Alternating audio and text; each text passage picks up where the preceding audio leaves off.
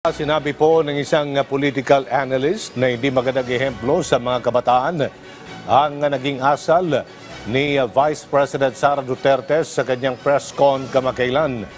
Ayon kay Professor Antonio Contreras sa kanyang segment na punto de vista, hindi magandang tingnan sa isang lingkod bayan ang magbitiw ng maanghang na salita sa harap ng sambayanang Pilipino.